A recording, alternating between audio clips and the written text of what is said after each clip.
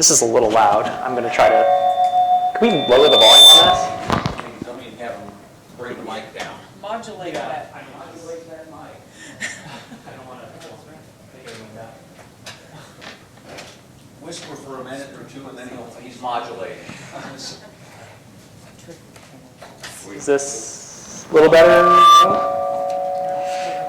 It's still really, really maximum. That's cowbell. Yeah.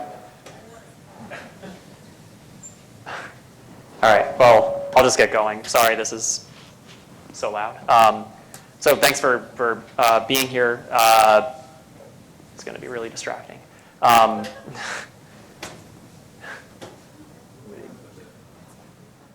going to there we go. I think a little better maybe? Maybe? Yes. Okay, good. I didn't want to blind or make everyone deaf. So hi everyone. So my name is Joe Kane. I'm Senior Research Associate at the Brookings Institution in Washington. I'm going to run through some slides here in a second. But those of you who aren't familiar with Brookings, we're a 100-year-old think tank, focusing on a bunch of different research topics.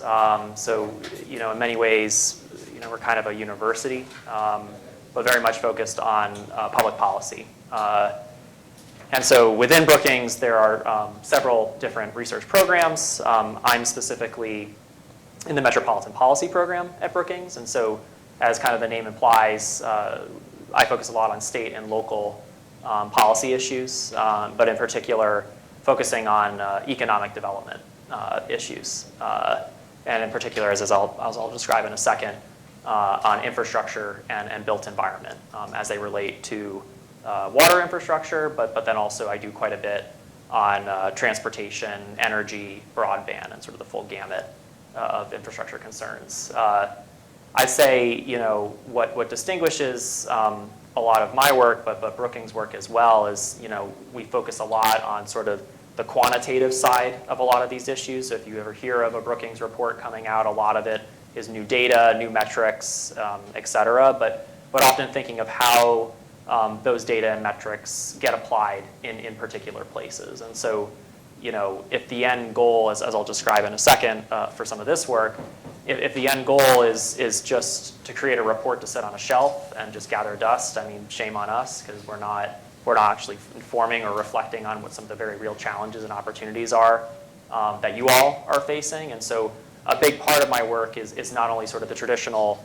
sort of bread and butter research of sort of lit reviews and all of that, but really going out and hearing what you all are experiencing, right? And what hopefully can be of use in your own work. And so I hope, once I go through these initial slides, that we can kind of have more of an open conversation, because, I certainly don't pretend to have all the answers, but I do like to think I can think of some of the good questions that we're all kind of thinking about, and then hopefully that can lead to some more specific points that are useful and helpful for you all in your work. My work, again, my background before Brookings, I was an economist at the Bureau of Labor Statistics in Washington, so very much focused on quantitative side of things, but I'm also an urban and environmental planner.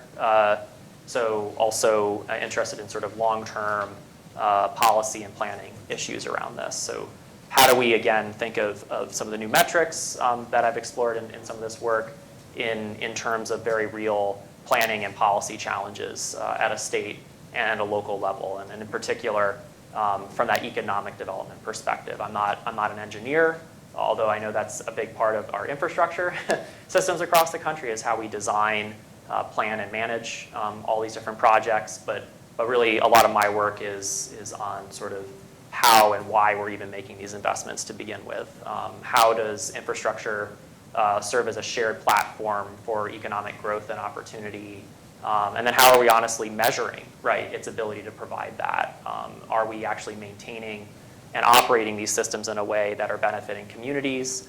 And then, as you'll see here, employing a wide variety of workers, right? But there's not just sort of a physical built environment dimension to this, but really a human dimension too, to how we actually manage and govern all these systems. And I know from some earlier conversations I had today, as we think of many different concerns around investment, funding and finance, governance, et cetera, just not losing sight of kind of what this means for communities and for individual people, I think is important. So with that, hopefully, I don't know why, there we go.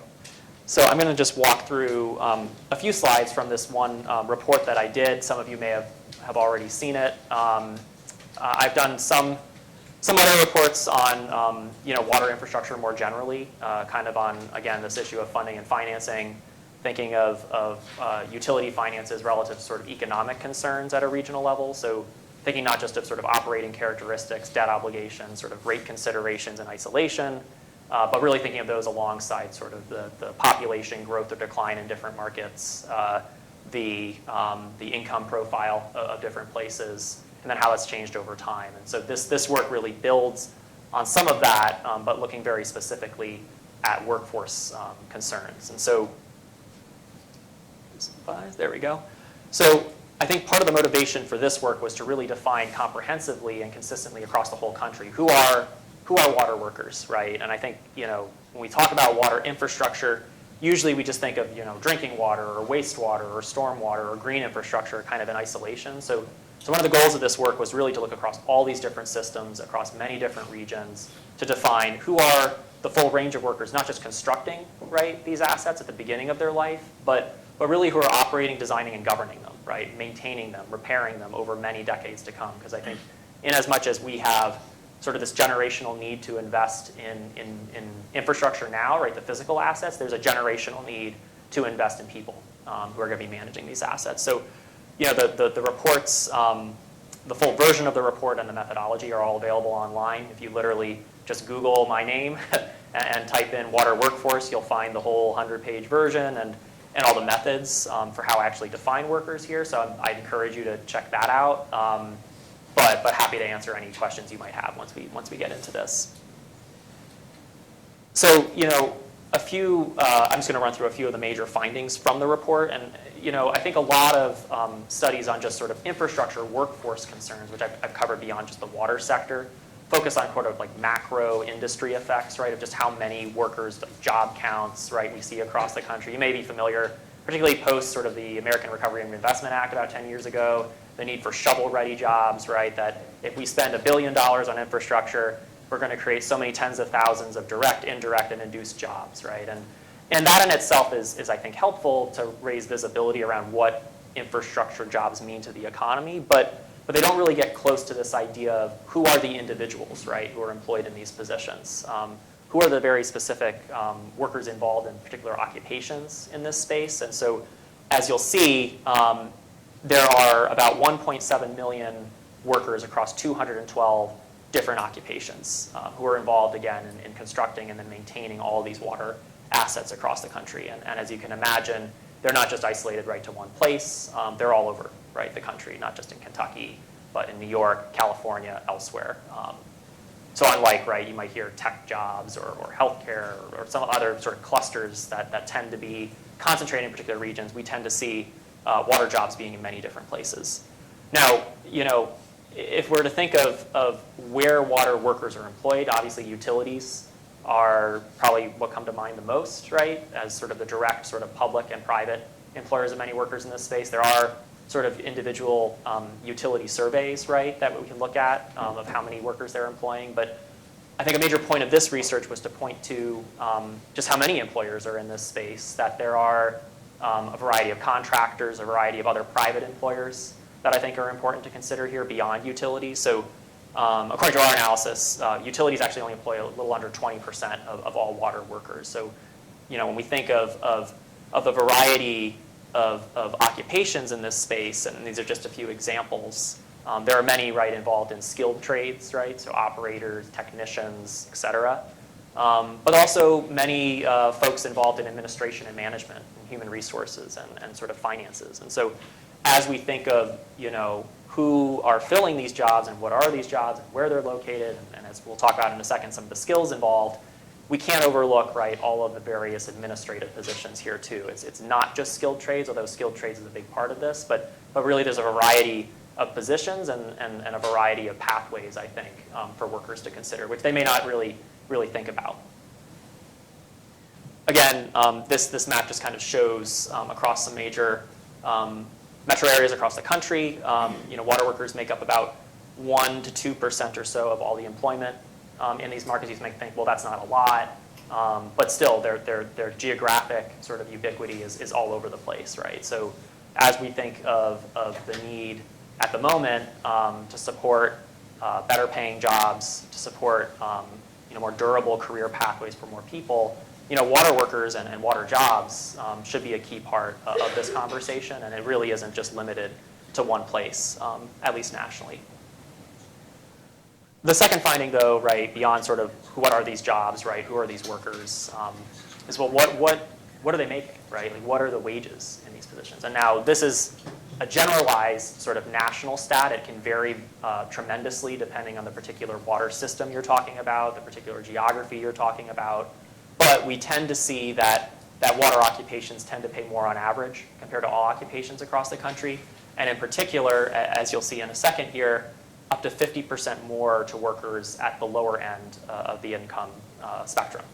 So, not only are there a variety of jobs in this space across the country, but the fact that they provide more competitive and equitable wages, as you can see here, at that 10th and 25th percentile. So many workers who are just beginning their careers or looking to transition into these jobs, they're actually earning not a lot of money, but you can see relative to what the wages are for just all occupations, right?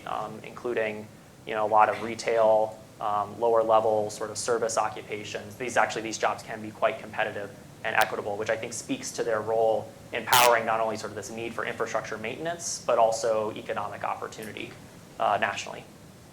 And I should say there are many explanations for that I can get into. I mean, many of these positions are unionized. There are, since that is sort of an aggregated stat, we're not only just talking about sort of operators and skilled trades positions, we are also talking about higher educated engineers and managerial positions, but for the most part across these 200 plus occupations, we do see a competitive wage and equitable wage distribution.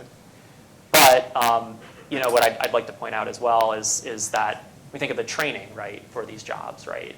There are so many different types of jobs across the country, many different types of workers, and of course that wage advantage that, at least when it comes to formal educational barriers to entry, they tend to be pretty low for these jobs compared to other positions across the economy. As you can see here, about 53% of water workers only have a high school diploma or less.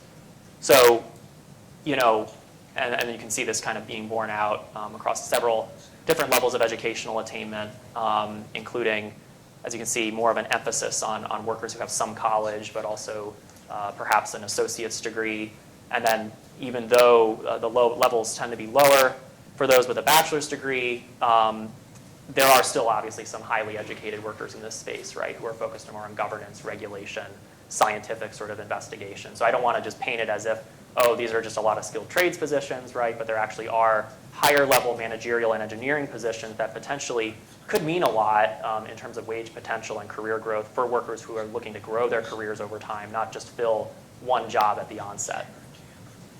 What this does tell us, though, is the importance, I would say, of on-the-job training, right? So even though the formal educational barriers to entry may be lower for these positions, that actually the need for on-the-job training, the need for applied learning opportunities is very widespread in many of these positions. And these are just a couple of stats showing the need for at least related experience, but then also on-the-job training.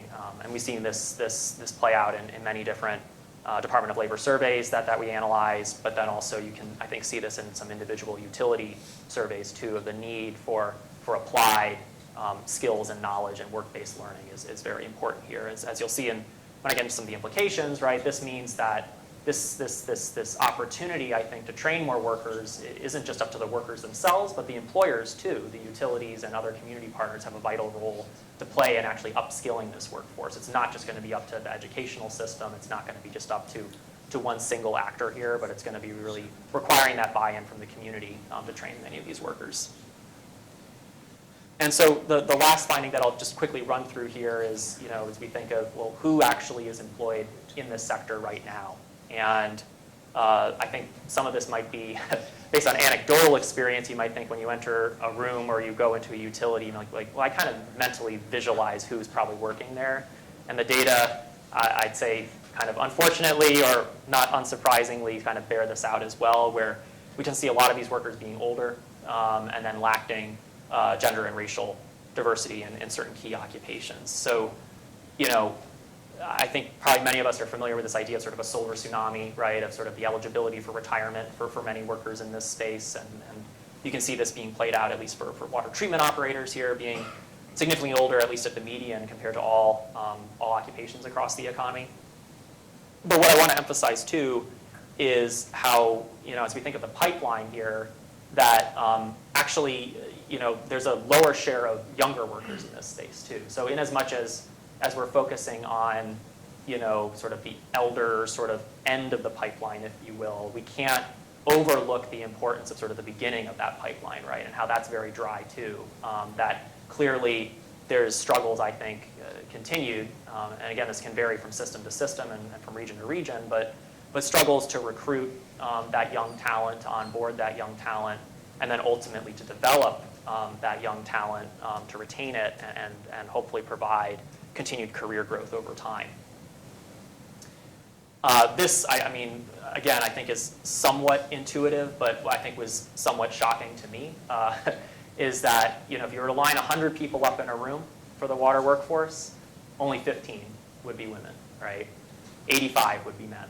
And when you compare that to where we see across the whole economy, about 47 would be women versus 53 in men. And so, again, this can vary quite a bit by particular occupations. We see particular underrepresentation in some of the skilled trades positions, where we have up to 90 or 95% in some cases of male workers.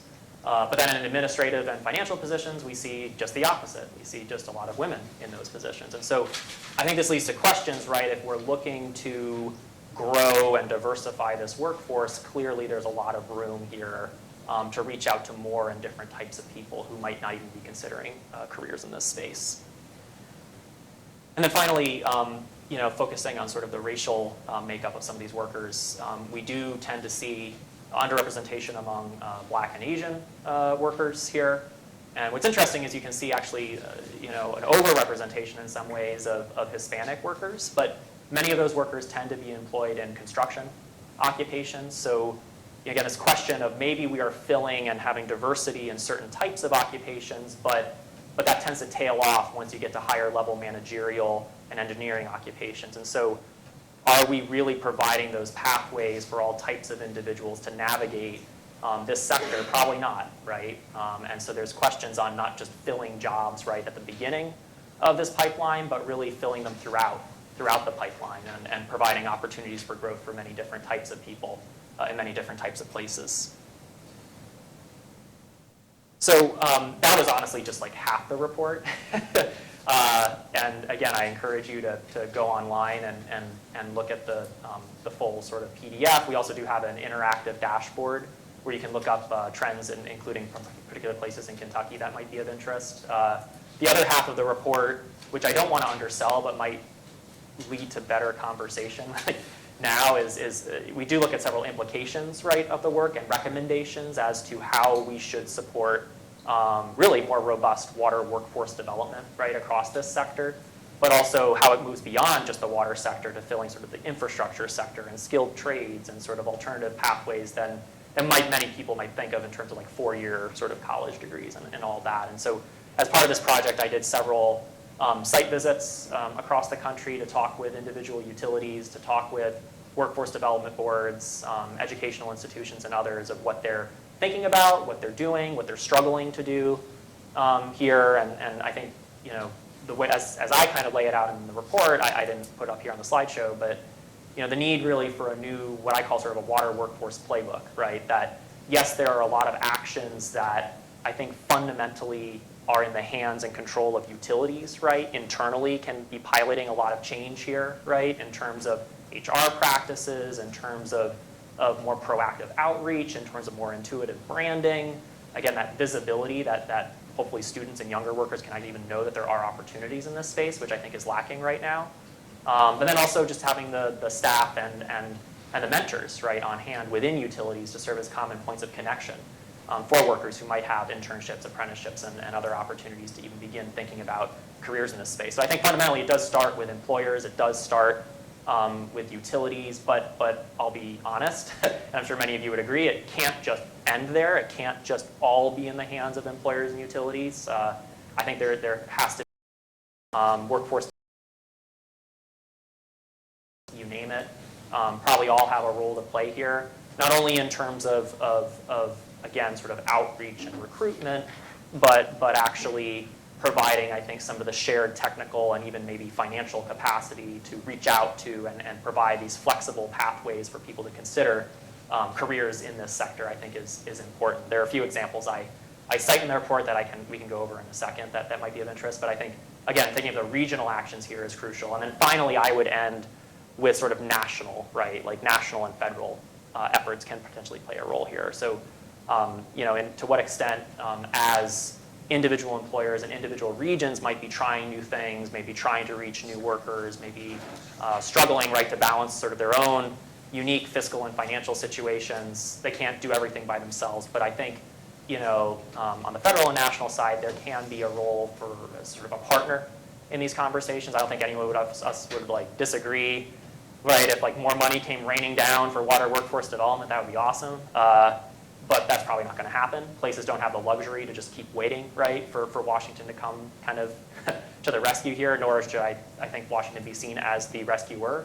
But I think Washington is an important partner in these conversations. They can provide, additional, who knows, right, funding for pilot efforts around as they're talking about right now, around apprenticeships, around alternative sort of bridge programs, and then even just serving as a technical resource, I think, of understanding what other places are even doing around these issues across the country. Obviously, Kentucky is just one state, right, facing sort of these challenges and opportunities, but how much do you know what's happening in Indiana, or how much do you know what's happening in Tennessee or New York or anywhere else? And so to me, that could be a place where federal and national entities, including associations, can play a role in helping share information, share best practices of what could be happening here. So I'm going to stop there because I don't want to suck up all the air.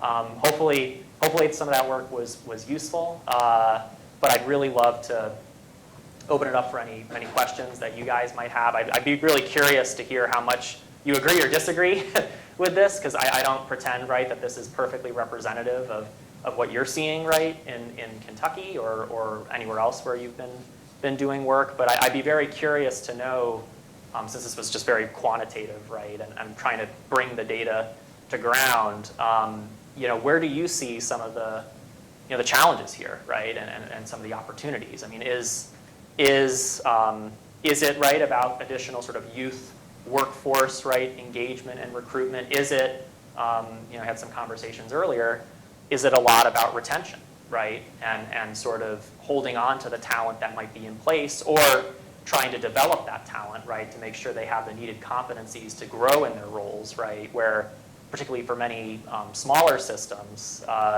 you might have folks who are very good at a skilled trades position, at something like that, and then because of sort of necessity, they have to evolve into this managerial role, but they may not have those financial or technical skills that might be needed in those roles. And so it's probably a little of both, I'm guessing, but I'd be curious to hear a little bit more of what you're thinking.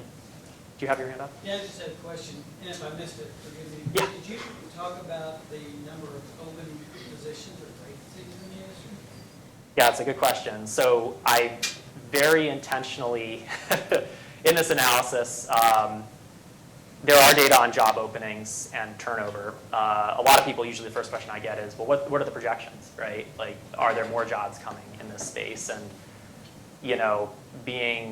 being an economist, I always say it depends. And I'm very leery of any projections, usually, because I just feel like there are so many variables that we can't account for in terms of just like generally speaking, like economically, let alone what's happening in the water sector. What I'll point out, rather than just throwing more data or numbers your way, is that many of the job openings or the opportunities here in the future aren't necessarily going to come from like pure job growth, right? It's not like utilities are going to be adding tons and tons of jobs in the future here. What matters more are the replacement needs, right? And that's kind of twofold. It's from sort of, again, this idea of eligibility, right, for retirement. Example I've said, right, is if, let's say 40% of your workforce, right, is eligible for retirement, and let's say you're a small system and you have 10 people total, and 4 of your 10 people are ready to leave, I mean, that's a huge problem. That's one thing, right, is sort of the retirement eligibility side of this. But I also wouldn't overlook the challenges in kind of, again, holding on to skilled talent that's already sort of on hand. So folks, right, if they have the right skills and the right training, who's to say they might just go to another water system, right? Or they might even go to a different industry. I know in some places like Louisiana, right, which have a big energy sector in addition to a water sector, we're seeing a lot of occupational separations and transfers, right, where folks may be leaving traditional public sector jobs and going for higher wages in some of those energy positions. So I see a lot of the sort of the job opening side here in terms of replacement needs. And so it's not so much a question of, right, how many new jobs are going to be like sort of growing in the future. It's more, how are we supporting this broad bench, right, of talent, this applicant pool, so that employers have hopefully like more people to choose from in the future, versus I think right now, again, this is some of the challenges I've heard from some individual utilities, right, is that if there even is one individual who could fill that slot, right, usually they're not the only ones trying to go after them, right? And so almost this hoarding of talent and sort of competition, where it's like, if we don't get them, then we're kind of screwed. And so how do we make sure we have, right, the younger, hopefully more diverse set of talent, right, that can fill many different roles, right, and provide flexibility, right, for all employers in this space. Does that help answer your question? Yeah, I mean, I had a general assumption, but I just wanted to check your data before I threw it out there. But I think you said it, more people leaving the industry than entering the industry. Yeah. That's why there's the big age gap as well. Yeah. And if people had the solution to how to get the younger people in, we'd all be a lot better off. Yeah, do you have any thoughts on that, or do you want to just pass the buck on that? We certainly try. It was certainly a stereotype, I think. Water and wastewater. So it's a wrong stereotype. It's a great business to be in, recession-proof, all the ways and benefits. So education, perhaps, in the schools. Yeah. Is the solution. Yeah, does everyone else have thoughts on that, or anything else? I don't like when it. Joe, I'm curious, you said that you've been around and visited with utilities. You talked about a new water workforce playbook. Yeah. You mentioned earlier, we're very traditional. We can't continue to do the things we've always done and expect new results. Yeah. Where have you seen utilities using a new playbook that's working? What are the things that they're doing that's working around the United States? Yeah. And I hate to make it sound like, bigger urban utilities are doing better in all cases than smaller rural ones, because that's not always true. But at least in terms of some of the best practices we are seeing here, a lot of them that I have seen have been in bigger utilities that have the technical and financial flexibility, right, to pioneer and just get their hands dirty a little bit with some of this. Because, I mean, look, all utilities, right, are balancing who knows how many different priorities at the moment. Workforce is just like one of many different items they're dealing with, to say nothing of all the funding and finance issues they have at play, the environmental issues, the regulatory compliance issue. I mean, it's just a very long list. So I really do have empathy for the fact that there's just a lot going on here. But for the places that are trying to be more proactive about some of these workforce issues, right, and I obviously really glossed over what I even meant by a water workforce playbook. I really probably should have kept those slides in here, but I was like, I got to be tight. I don't want to overwhelm people. In that, it does start with, so DC Water, I follow it fairly closely because I'm simply there. They've done a lot of cool efforts around, youth workforce engagement.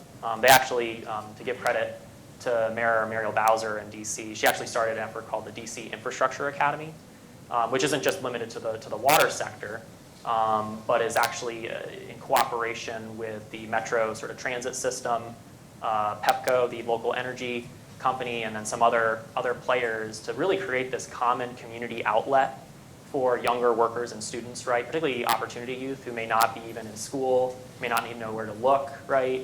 It creates that common sort of ground where they can connect with employers directly to actually understand what are some of the training pathways here, what are some of the job opportunities, at least initially. And so DC Water has been part of that effort. And so I think in as much as, I just throw that out as just one example, but in as much as utilities see themselves as part of this broader workforce ecosystem, right, and aren't just continually thinking of, well, we need to hire someone for this very specific role at this time, and we're only going to talk to other people who are familiar with the water sector, period. Like, that's kind of limiting, right? And we all, I kind of said this before, it's like, the number one challenge usually is one of visibility and usually a lack of awareness, particularly for folks who aren't already like in the sector. I kind of include students in this and just prospective workers in general, or even workers who are looking to retrain and maybe shift careers. They just don't know about opportunities here. And so part of that is, right, expanding the tent a little bit.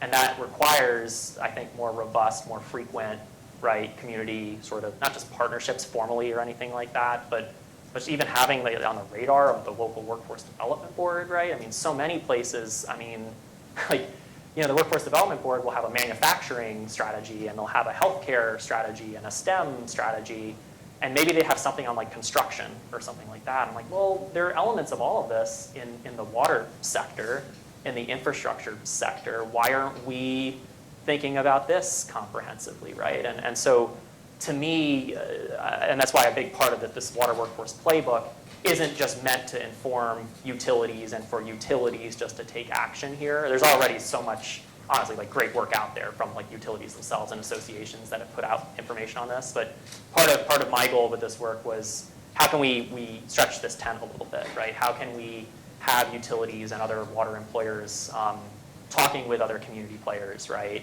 And this doesn't mean necessarily, right, in a formal way, but begin to more flexibly think about what are the types of jobs, right? What are the types of skills?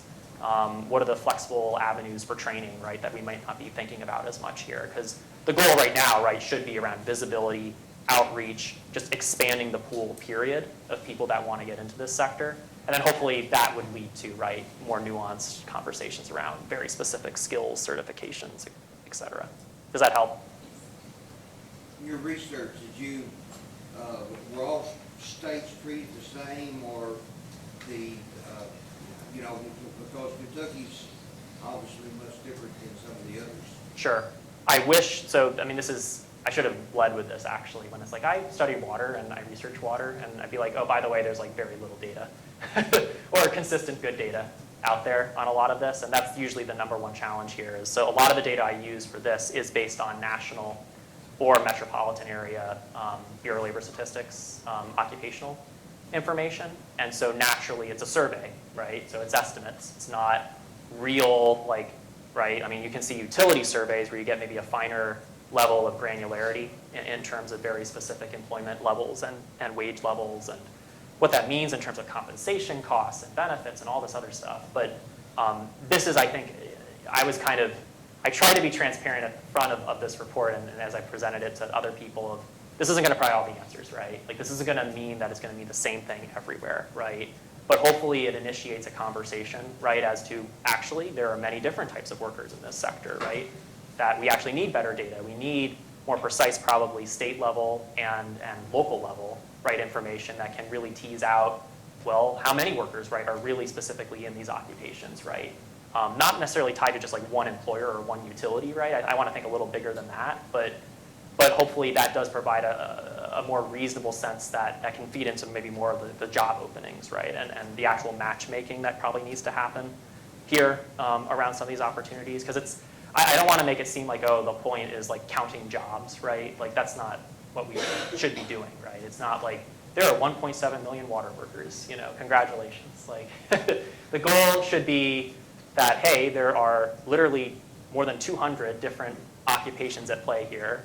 There are so many different career pathways that we might not even really fully acknowledge or recognize. How do we support those pathways, right, and recognize the wage potential in them where those exist, but then hopefully the opportunities for training, right, and transferable skills and knowledge through these positions. Because, I'll tell you, talking to a lot of transportation folks, right, if this room is full of like transit agencies versus like water utility folks, they'd say a lot of very similar stuff, right? They have an aging workforce.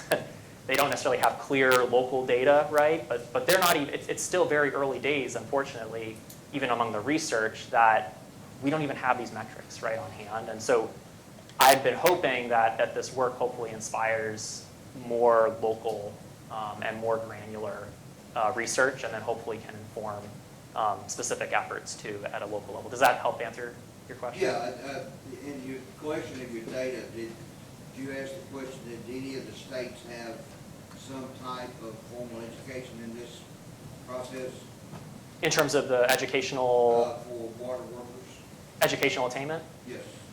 Yeah, so again, as I kind of laid out some of those top level like stats, right, of how many have a bachelor's degree and how many have I mean, like, does the state offer, through the community and technical? Oh, I see. Yeah. Do anybody have a program like that that might help us get? Is there such a thing as a water workforce curriculum, or is there, I wish I could say there definitely was, but my understanding, at least from what I have seen, is there is not. It's often in bits and pieces. Often I feel if we are training workers for opportunities in this space, it's highly based on certifications. So it's often like you want to be a water operator, you need to get a certification in that. You need a certain amount of months of experience to qualify for an entry-level opportunity, and that's it, right? I'm not saying that's like wrong, right? I mean, that's existed for a long time, and you do need people with certain baseline skills and experience to carry out the jobs, right? But should we be thinking in kind of these occupational silos, right? Of like, well, thus like, let's say you're like 20-something years old and you're interested in a career in water. Should you at that point have to decide I want to be an operator, right? Versus actually, if I had this skill and maybe this credential, I could fill this other role, right, in a utility, and maybe I could grow my career in other ways. That's what I would hope to see, and my hope would be, and kind of why I mentioned the DC Infrastructure Academy is just one example of this, right? It's meant to be kind of like a meeting ground, right, of a gateway point for students and workers to consider careers in this space without like locking them in to like one track right off the bat. So my only reaction would be, and this is probably true for like other sectors, right, where it's like the assumption is you just go to college and then you have to go to like law school or whatever it is. Like we need to think about there are many different pathways, right, both education-wise and also in terms of on-the-job training, right? And I think employers have to be a big part of that conversation. It can't just be driven unilaterally by sort of schools, right, or just like one actor here. I mean, my hope would be that like employers, educational institutions, right, workers themselves, right, are all involved in this and thinking of, well, how do we redefine, right, some of the pathways here. I'll say that the Department of Labor, the Educational and Training Administration, they have what's called, I never referenced this before, but they have what's called a competency model framework for the water workforce. And so by that I mean they have actually defined in very discrete terms what are the types of skills and training you need generally to fill positions across this whole sort of workforce, right? And it creates this, like, if you're familiar with like a decision tree, right, where like different branches go off into like how you might fill a new role in the future, let's say like a higher level engineering position or a managerial position, it will tell you, right, like what types of skills you need, right, to fill that role, which I think would help solve this problem I kind of briefly discussed before of you might have workers who are really good at the sort of the skilled trades position they're doing, right? But what happens when they need to fill like a managerial role, right? Do they have the skills and knowledge they need for that role? Probably not. But if hopefully we can have these more consistent models, right, that we can operate off of, including, right, competencies that have to be shared in these positions, that's probably a good way to go. So it's not just about formal degrees, right, and certifications. I think it's really we need to think about skills and training that are flexible and transferable across these positions. Yeah. Question: as you looked at, as you interacted with companies, did you do any projections or forecasting as far as where the greatest needs are going to be in the next 5 to 10 years? Yeah. Usually one of the biggest points that comes up, and this is true in like other sectors too, is like tech, right? And the role of just like digitalization, right? And just new skills that we don't even know about yet. And so this gets back kind of to my point of it's not just, right, like a youth workforce challenge and opportunity, but it's actually about a retraining need probably in some cases. And this is assuming too, I mean, we were talking at lunch how some utilities obviously aren't, like, they're still very much an analog era, and they don't even have, I mean, let's be real, the capacities are very different depending on where you're talking about here. Thus, the hiring needs are going to be very different. I think based on the changing nature of the skills that are probably going to be needed for some of these utilities, particularly given the role of tech, given just the demographics of the aging workforce, right? There's a need for managerial, people to slot in those managerial positions. There's going to be a need for probably entry level, right? Sort of skilled trades type workers, including operators.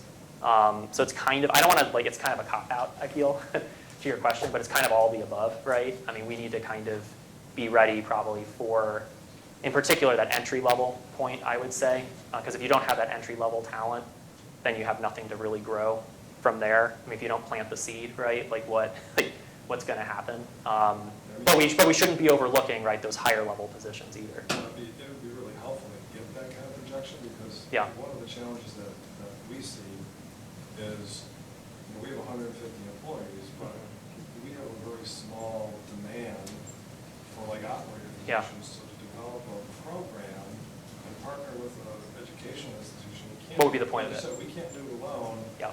But having some kind of a projection regionally to say, okay, we're going to Yeah. have 50 operator positions per year. Now we can do something. And this could be, to be honest with you, this is where I think it gets to probably more of like a state level, right, ask, in the sense of maybe it would help to have like a national projection or whatever, but let's be real, right? Like you want more locally, regionally specific information. And Yeah, so because those folks aren't yeah. always mobile either. Right. And so, I mean, that's another whole issue, right, of portability and versatility of credentials and all of that. And I mean, look, it could be something for, I'm just making it up, but like for the state of Kentucky, right, like their labor department or whoever's keeping track of the local labor statistics, have they been thinking about this? My guess is probably not, right? Or at least not in this way of treating the water sector as its own distinct sector. They probably have estimates for like operators and for construction laborers, or which include across all industries, right? And so that's where the challenge gets, right? When it's like, I really want specific jobs in a specific industry in a specific place, both here and now and into the next like few years to come. And that data often doesn't exist, right? But I think my hope would be, right, that this could feed into like the need for that information. That's usually what I've said, is like, I wish I could tell you that. But I'll be honest and say I can't, because I don't have that information. Where are you based out of curiosity? Lexington? Yeah. Yeah. I have an observation, I don't know if it's factual or not, but I'll throw it out there. So near St. Louis, on the Illinois side, at SIUE, which is Southern Illinois University, they have a program at the college called ERTC, which is Environmental Research and Training Center. It's really a great program for water and wastewater operators, and I don't know how much they extend beyond management, but the bulk of the students they get there are so local that they really don't want to move to other parts of the country. And so that's what I've seen over the years with water and wastewater. It's just everything's so regionally. Yeah. People will take that job. Yeah. It does pay higher than the other old jobs, but everything's so regional. It's difficult to find people to fill those jobs on such a micro level. Yeah. So yeah, it's a question of, let's say, right, you have some workers already filling those slots, but either retirement or for other reasons, right, they might leave. Who do you get, right, to fill those slots, especially if there are no obvious like local candidates? And it's a challenge. I mean, right, I'm probably preaching to the choir, right, a little bit, and that, I mean, I'd be curious, I mean, are you familiar with how they've been thinking about that, or any solutions to that? Or? No, I'm not. Or just something you've heard of, yeah. I've only observed the challenges. I haven't Yeah. been involved in. It's easier to spot the challenges than the And solutions. as I do, because I've just seen, who've been involved with them over the years, and I've just noticed over the years that the students there don't want to go to Chicago or Memphis. You name it, they don't want to go. Right. They want to be right around in that region. Interesting. And so would they then, if they couldn't find a position there, would they just give up entirely on like pursuing a career in that space, or would they? I mean, I know it's kind of more yeah. anecdotal than Yeah. than numerical or whatever. that they take a street park job, you know, or Uh-huh. something like that, or the parks job. Yeah. In hopes that one day someone's gonna retire so they can get on the water department in their local. See, I think that's interesting though, because this is the point I think I'm trying to make a little bit here, is just because someone takes a role in the Parks Department, does that mean ultimately they're not part of this water sector, or they have skills that could fill positions in this sector, right? And probably not, right? Like they could potentially down the road fill the role, right? If there was an opening. Sometimes they do, it just Yeah. might take a lot. Yeah. Rather than immediately using the skills that Yeah, they acquire. yeah. It's interesting. And in Kentucky, and for a lot of our tiny systems, you might have an operator that works for a little bit larger of a system, and they get paid to come into our smaller systems and have their license Mm-hmm. fulfill that requirement, and then they might have somebody that doesn't have a license yet actually be doing most of the work. And the systems, you know, the administrators over all of it say, that works for us right now. Mm-hmm. Unless state catches on or says something and says, Yeah, that's not working, then they say, well, then we need to come up with funding to actually get an operator in here. And it's finding somebody that can A, pass the Mhm. certification requirements, and B, that will accept the wages that are being offered.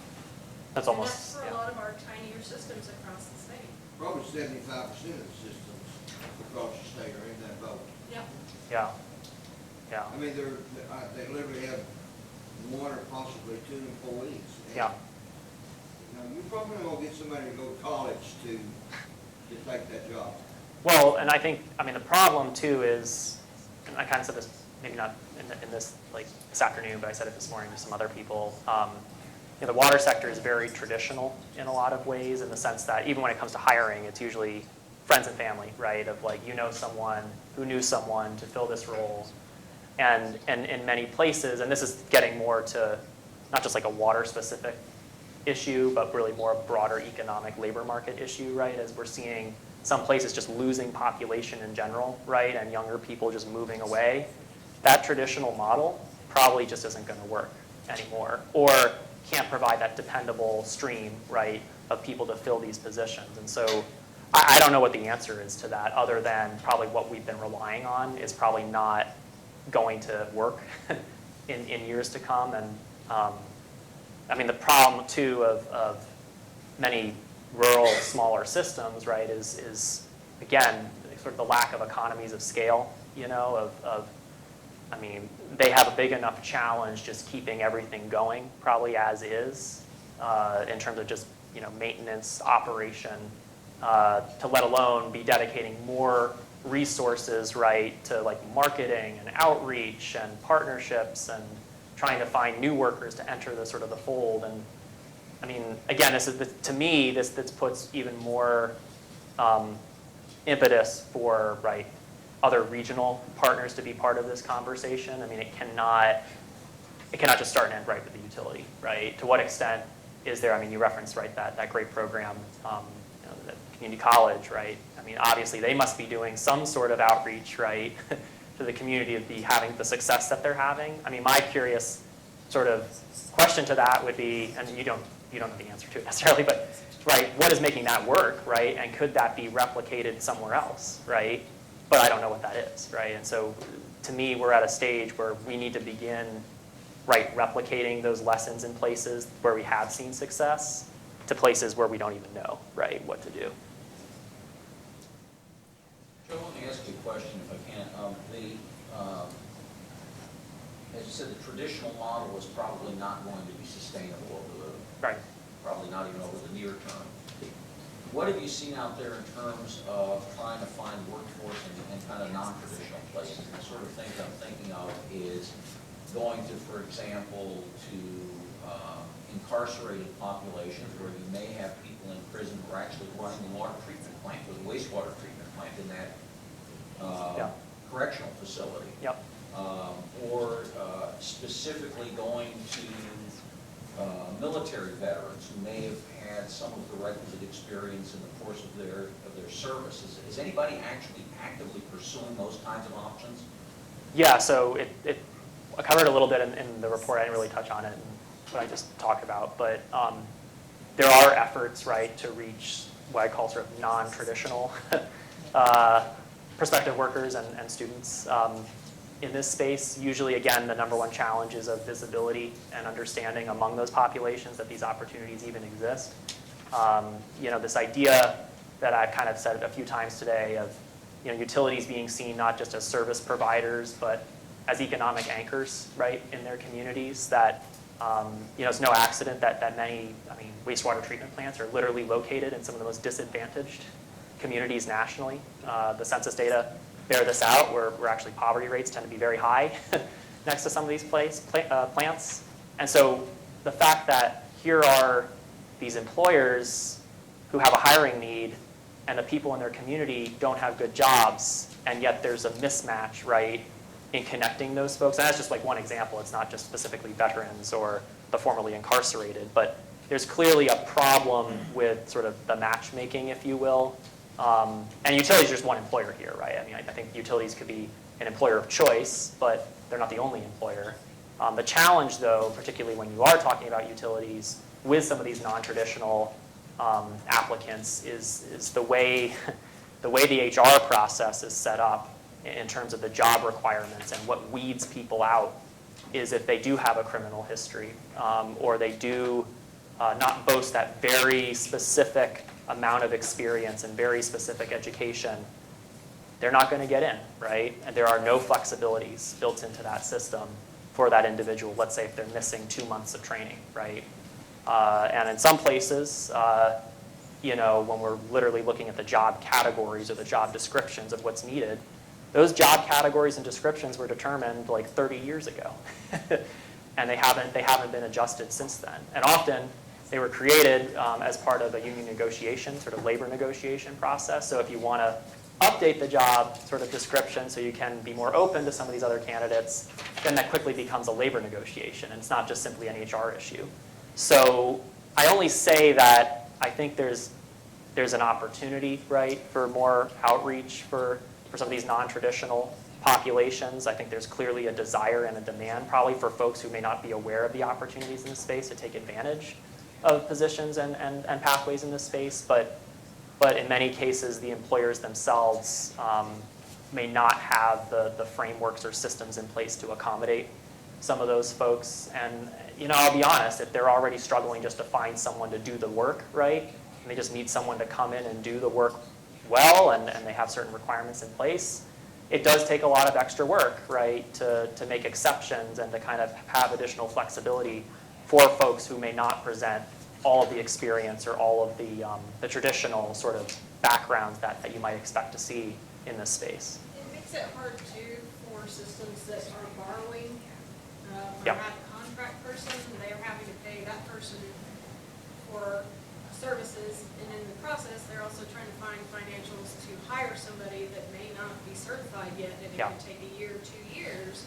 So in that time, they're having to pay the person that's not certified yet, trying to get their experience, and also pay the contract. Yes. And that's a lot of finances that they just don't have. I will say among utilities to think about here that have been trying to look towards non-traditional applicants. So Atlanta actually has done some interesting work here. They have to prevent recidivism and help formerly incarcerated individuals transition into opportunities, not just sort of full-time positions, but actual internship opportunities. They're looking into this. It's been a lot of work, I think, for them. I think in terms of volume of candidates, it's still not very high, but they're testing pun intended, they're testing the waters, right, to see if it can work, right? And I do commend them for starting somewhere, right, and providing opportunities for folks who really do have an earnest desire and interest to get involved in this sector. And just because, right, they had some criminal history in the past, right now they're totally barred from future opportunities in the space is kind of ridiculous, I think. Where to me, again, I see infrastructure broadly, but these positions in particular as being sort of a double whammy, where it's like if we're not only repairing our infrastructure but helping provide opportunity for more people, that's a win-win. So why not consider to do that? As far as, I used to work with Western Kentucky University and their water training institute. I ran the root program for a little bit. So about it, as you were saying, you could dump and remove, was that it was an online degree program. So that way, you could have somebody that stays in their community, but is still online training and getting an associate's degree in the water or wastewater field, which helps with that. But obviously, the degree program, the university said there wasn't enough interest, and it was really hard to garner interest. And a lot of the operators didn't even know that it was a program that was available, even in Warren County. But it did fill that niche of trying to hit people, they can stay where they're at, earn it, and still be able to find a job in their area. Yeah. I just wish it was. Seen a lot of success with trainee programs. Yeah. And much like it's called the program the gentleman talked about this morning, Yeah, the apprenticeship? apprenticeship program. Yeah. You know, a utility, if they build from their community, typically their people will stay there. Yeah. I've seen it work with small water systems. Yeah. I mean, do you think that's I'm interested because it's this, I mean, incredibly local, right, specific Exactly. kind of pipeline, right? I talk kind of like about these broader pipelines, almost like nationally and regionally, but That's what's how interesting, I did in this industry. yeah, but it's interesting how, as I kind of you were raising before, of like very specific sort of like projections and openings, and is it, would you say, particularly for some of these smaller systems, right, but maybe in like more mid-sized systems, depending on how you define them, is the focus a lot more kind of local in that sense of, right, like how do we create these pipelines, right, to sort of service us, understandably, because they're going to put the investment in that, right, both in terms of community engagement, educational collaboration, whatever it is. And it sounds like it is, right? Like it has to be very much tailored to the local circumstance and the local system. Right, and, you know, that's how I started in the industry. Yeah. Coming out of college, someone said, you ought to come work at the water plant. And I went and looked into it and started as a trainee. Yeah. It took a year as a trainee before I could test for certification. Yeah. Got my certification, And you've been here ever since? and I've been here ever since. Not at that same utility, Yeah. but I've stayed there for quite. But you've been some in time. Kentucky your whole career, or? No, No. I started in Florida. Oh, you did? Yeah. What made you, out of curiosity, when did you make the switch to come here? And what made you, prompted you to leave Florida? My wife Yeah. was originally from Lexington. Okay. So personal. Yeah, it wasn't. Yeah. You went for the job? I was like, man, this is good for you. But when I managed a small water system, Uh-huh.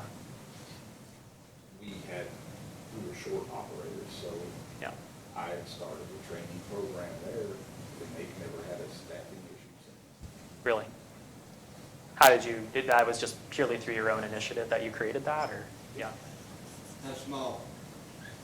The 2 MGB plant. I mean, Serving what population? I don't know, maybe 20,000. How many employees did you have?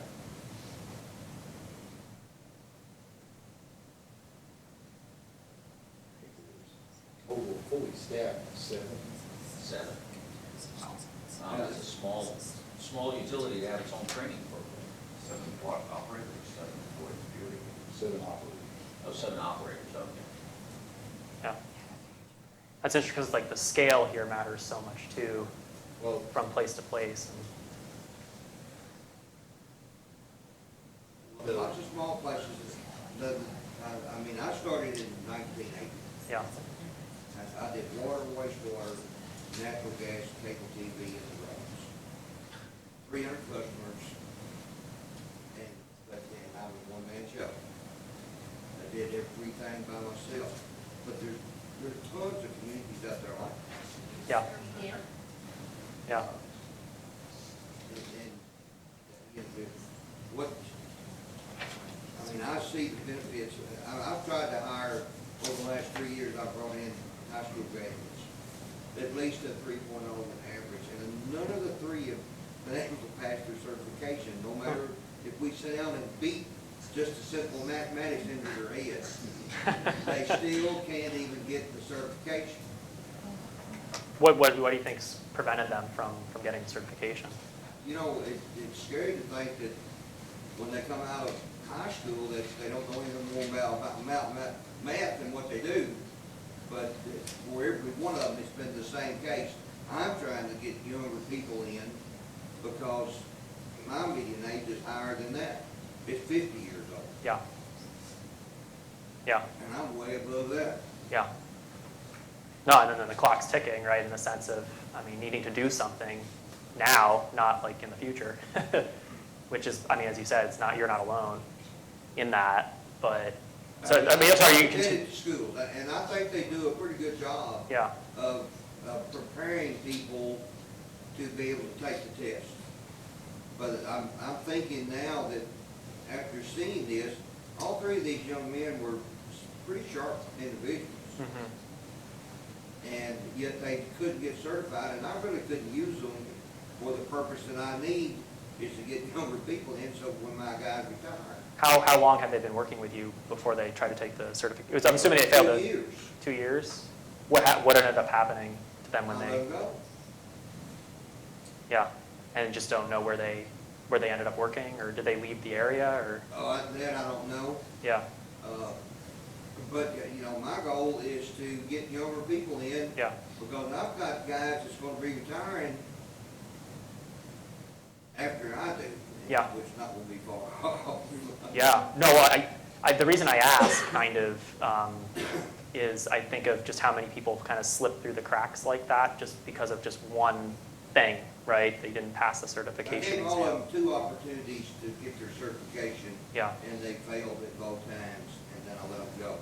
But I mean, I hope that that's not a norm, Mhm. but like I said, these kids seem to be really knowledgeable people, Mhm. and the test is not that hard. Yeah.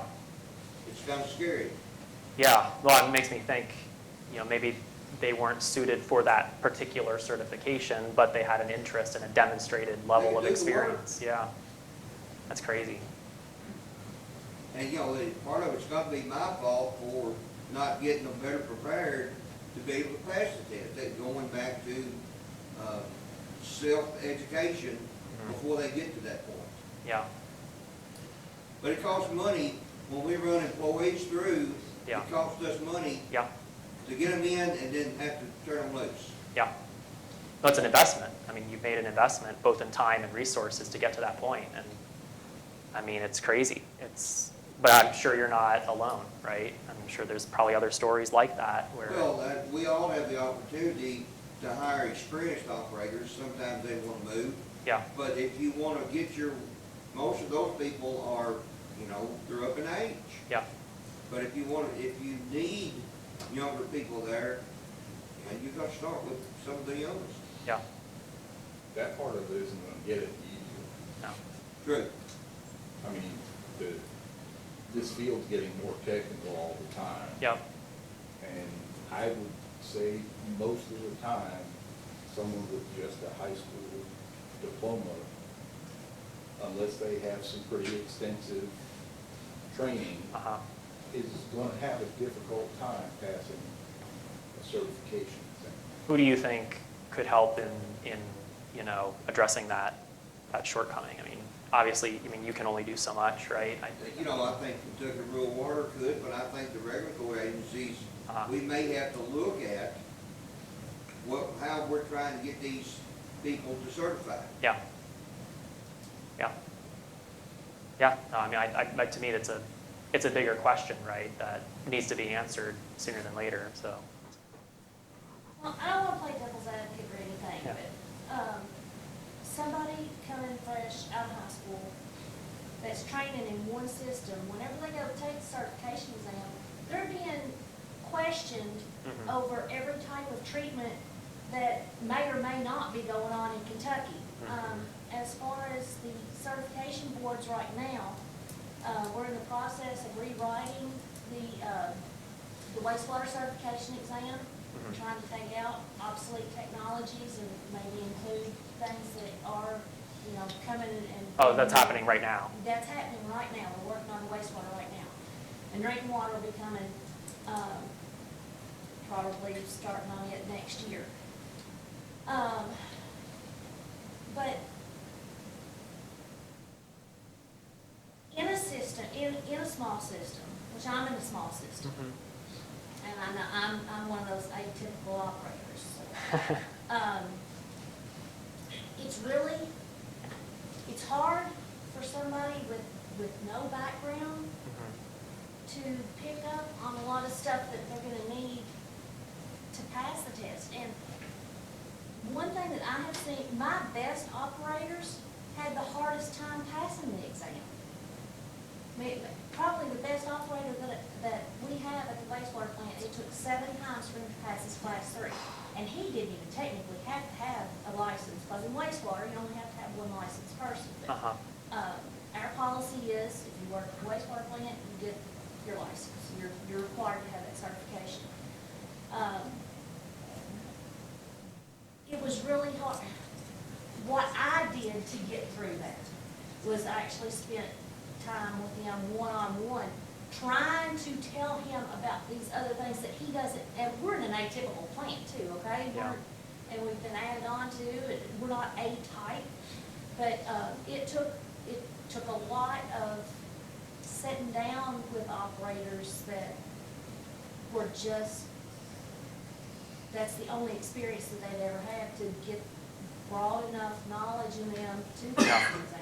I mean, first of all, I commend you for doing what you did. You obviously, I mean, made a difference not only for you and for like your system, but obviously for that person. And One more thing. Yeah. I give my guys 3 chances that I would pay for. After that, they could keep trying, but it was on their penny. Right. That helped a little bit. Were they still employed at that point when Yes. they were? When they were retaking it like 7 times? Huh. The systems I worked at, both of them that had trainees, Yeah. they paid for your first try, And that was it. and if you didn't get it, then if you want to get a license, you're going to pay for it. And Interesting. that kind of gave a whole lot of incentive for that operator to study, for that trainee to study. Yeah. Because he wanted to pass that test, because he didn't want to have to pay out of pocket if he had to try and go. How much does the test cost? Well, up until It's probably, still $100. up until Oh. the end of this year, it's $100, then it's going up to, what is it, 280 or 250? Well, if you have to send an operator somewhere, Yeah. and he has to stay 4 nights in a hotel, you're gonna have to travel. You gotta pay for that too. So it's $1,000 a pop, Yeah. Yeah. basically, to take a test. I mean, it's not inconsequential. I mean, Right. I mean, this is why, I've talked about this for some other, just like infrastructure workforce issues, right? And it's like, well, the formal educational barriers are low, right? But that doesn't mean, right, there's still the need for certification, right? And there's still the need for credentials.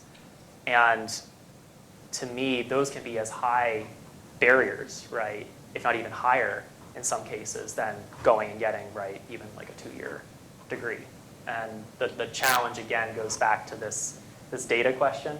I can't tell you, I wanted to really dig into this credentialing question, right? And look at how this plays out, right, across different states and try to come up with some common trends that we're seeing, right? In even just the number of credentials that are required, right, for certain industries. And I think there's a larger question to be, or larger conversation to be had around the role of kind of certifications. They exist for a reason, obviously, but clearly they're representing a pretty high barrier in some cases that I don't know what the solution is, right? But clearly there's something that needs to be talked about because it can't, right, obviously be up to just someone like you, right, to help someone that, individually. I mean, obviously that's just like one individual example, but I probably have to believe there's probably others out there, right? Where if it wasn't being at the right place at the right time with the right person, they probably wouldn't continue their career here.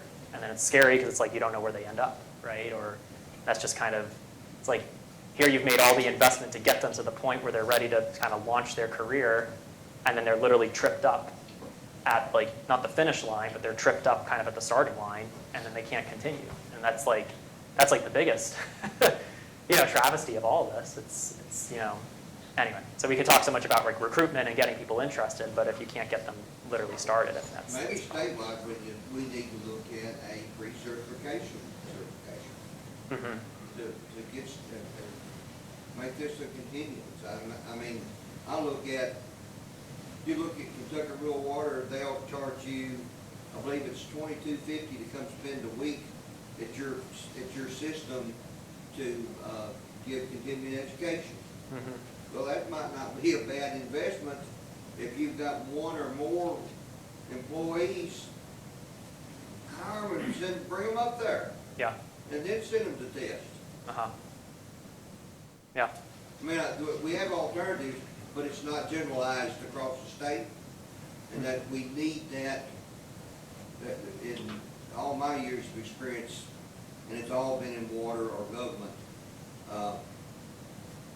The unification of things we do in Kentucky has broad variance.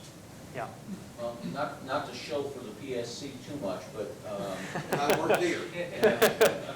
we, our water training programs, we actually are able to offer continuing education credits for operators through our water training. We get CLE certification from DOW. Bucks for 2 days, so pretty reasonable. Well, and RCAP offers trainings a little more regionalized with the ads, usually at no cost, but it's gotta have so many people show up, and it's usually the ads are helping us get that information out. There are different opportunities. It's again that the information necessarily isn't always out there. Is this central? The different resources, you really have to know where to look Yeah. for all the different Going things back that to are offered out there. centralization of information. Yes. Yeah. I mean, that's like, right, like, think of like not easy things that can be done, but like things that don't take too much money, but make sense from just even a logistical, like organizational sense that could like pay huge dividends. Like, why not? Okay, now I am going to show for the PSC this time. Our next one is actually in this room, December 34th, and registration is still open, so. Well, the thing of it is, if you have trainings, then, for instance, when I came in to this industry, well, the state of Florida doesn't have any training, 3-day training before the test. All you do is walk in and take the test. They don't care if you pass it or not down there. Right. They're going to get $380 if you have to pay for it again, and they like that. Sure. But I was put on a shift, and there was an operator assigned to train me and prepare me for the test. Yeah. And he did a good job. Right. It takes two things for someone to learn how to be a water plant operator. One, you have to have someone willing to teach them. Yeah. And two, the student has to be willing to learn. Right. Well, I think, yeah. If they don't, and I've seen a lot of that Yeah. around the state, where you have operators that they get someone they hire in, they don't want to tell them what they know because he gets paid less than I do. If he gets licensed, I'm going to get fired. Well, they get stuck with third shift and every holiday shift and everything else. Yeah. and So there's like self-preservation involved in some Yeah. of this. I mean, I guess the question is, right, there's always a certain level of individual responsibility for all of this, right? I mean, like, ultimately, you're in control of your career, right? Like, there's certain guiding forces, right, that, help you. But I guess the question is, to what extent is there a collective responsibility too, right, to help individuals both kind of at the very minimum navigate some of the systems. They know where to look for those resources where right now they don't. To providing opportunities for continued learning, flexibilities. I'm kind of just making it up, right? I mean, ultimately it's up to them, but to me there seems to be a failure on the part of the collective here in actually providing the It's not just yeah. one area. Yeah. You know, it never is. Yeah. You know, you can't say, oh, well, ECA doesn't train well enough. You can't say, Yeah. well, I sent them to school and they didn't learn it. It's, everyone has to do their part for any of that to work. Yeah. Yeah. You know, and if someone fails the test, Yeah. then someone in that mix of people failed. Right. Well, I mean, look, they have tests for a reason, right? You got to be able to do the You job. have to be protected And- to protect the public health. But I guess it's how do you put the student / sort of prospective worker, in a position to hopefully pass that test, right? And I guess that's where I think we're, I mean, I don't know who, specifically, the state, the collective sort of responsibility of different players here, there's a failure on the part of making sure that that person is in the best position, to be equipped to handle that test, if they're failing it multiple times and it takes, the individual responsibility of someone else just because they're a good mentor and they're a good boss or whatever to help them. Because that's just I mean, you can't, that's not a durable model, that's going to work everywhere. So yeah, it's interesting. And that's just that's just a testing part of it, When I right? started out, I Yeah. had an operator teaching me the pounds formula, how to calculate chemical feed, how to calculate Yeah. the volume of a cylinder, so I knew how much water was in a standpipe, how to, Yeah. all that was Yeah. part of it. Yeah. You Yeah. know, and Yeah. if Yeah. it fails, either one, he wasn't a capable teacher, or you did not put forth enough effort Uh-huh. to pass. I mean, the question I would have for other people in the room too, maybe building off this a little bit, is, and maybe just general reactions, I don't know, but from what I've seen, it's you have these checkpoints almost, that people go through, of they need to get certain prerequisite education, they need to get certain levels of training, they need to pass the certification exam. Are those the junctures, where most of the energy should be focused, is sort of the initial, the recruitment, the actual visibility, so they know it exists, and they're kind of, you kind of address where those cracks are, where people are falling through? Or is there kind of just I don't know how to phrase it, but sort of an all of the above, we need to look at everything, I mean, it's not just focusing on the certification exam, although that could be a big part of it. But are you seeing kind of, is this where some of the gaps exist, where maybe you have some individuals who could potentially, fill roles in this sector, but it's at these certain checkpoints where they fall through? Or is it just something, or is that more just case by case and that isn't really as true as much? The managers in here, who's had this problem that you can't get operate, or you can't get individual certified? Anybody? And how big of a system are you? Because that makes a world of difference. We're all small, but we're everywhere. So we're always dealing with 1, 2 team, 3 team groups. When you're in a big metropolitan area, it's easier to get. Oh, sure, qualified candidates, yes. I have one system that they have, one guy that's been working with them for over a year now. He got his high school diploma online. He made the effort 9 years ago to get his high school diploma, finish it online. But the school is kind of a joke and shut down and can't provide Kentucky the curriculum. So he still has to go get a GED now before he can even test for his certification. And this system does not have, they have a contract certified operator that they're working with. They need a distribution, a collections, and a wastewater 2 license, and they can only pay $14 when they finally do get somebody to do this. And this is something that a lot of the systems that I know of are facing. Yeah. This is one very small system, but it's something that's fairly broad Yeah. across, and now the management's kind of almost giving up on this guy because now he has to get a GED, and if he's not gonna do it fast enough, it's like, well, we've got to hit these mile markers so that state doesn't come ding us, because we need to have an operator that's certified, and we need to have those finances in place to hire somebody rather than have somebody that we're contracting with that's not always on call. Yeah.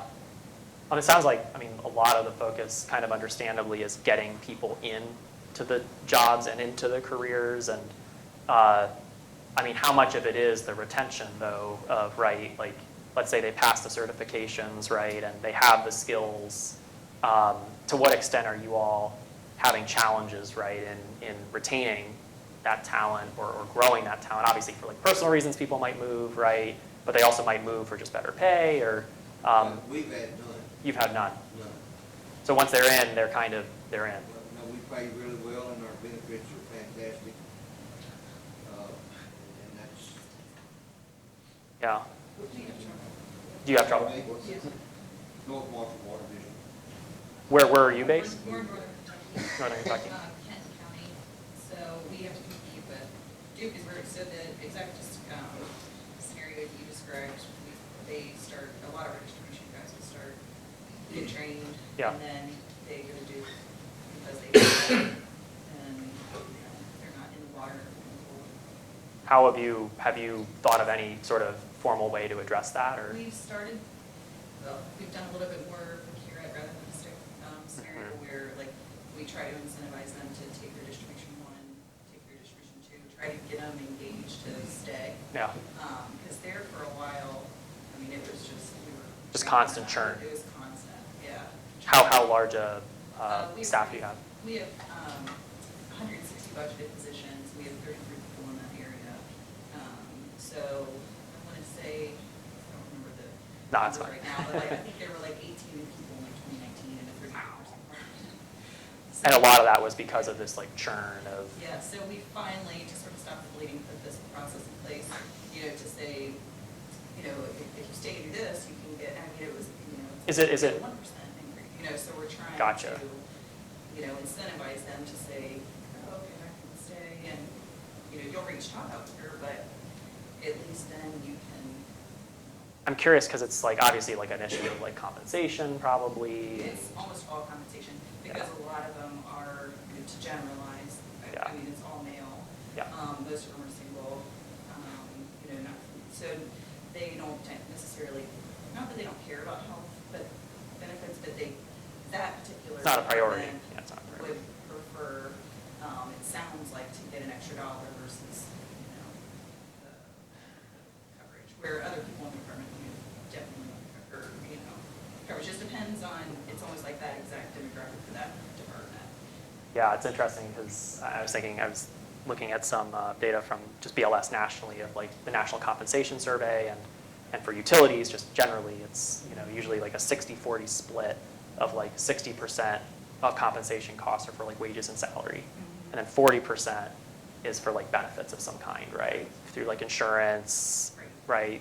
Retirement. It's booming too, Yeah. So, kind of like, you said we're recession proof, like probably as soon as the next recession hits, then it will all calm down. Yeah. But, we have people even for trucking, and, but mainly it was Duke Energy that was taking our employees, because they just.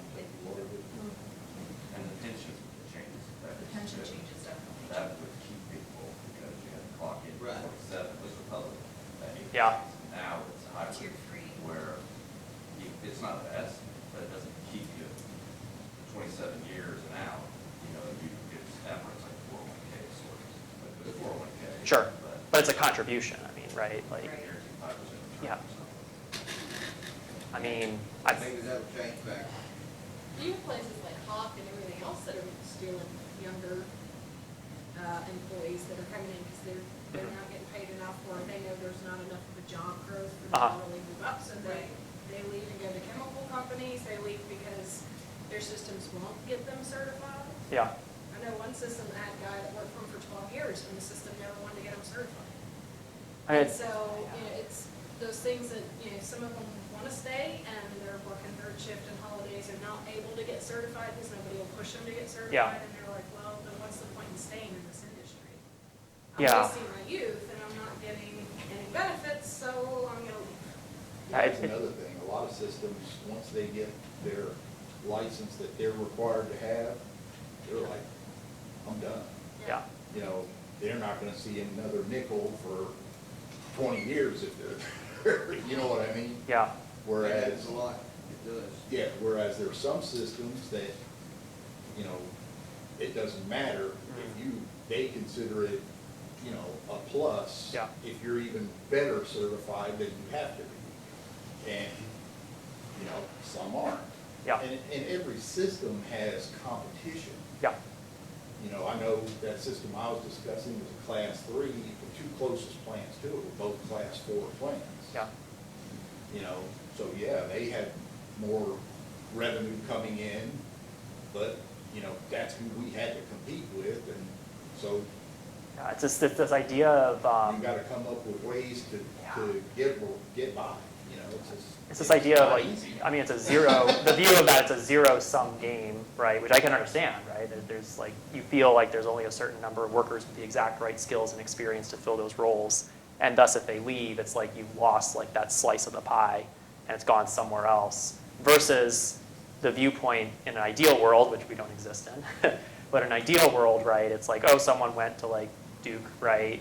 But then maybe they like came back, or right, like kind of there's like this continual sort of movement, which is like it's a healthy sign of a labor market usually, like when people make these shifts, right? It's to stay in the same place. I don't think there are necessarily, I question whether it's like a generational thing in some ways too. Like, are the expectations the same as they were 10, 20, 30 years ago?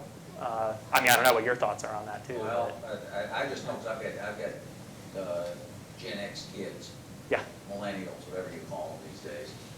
And my son thought nothing of changing jobs 3 months before his first baby was due. You know, I never would have done that. Never in a million years would I have done that. You know, because I was laser focused on making sure I had insurance coverage when that kid came, you know? And these kids, these young, they just think differently.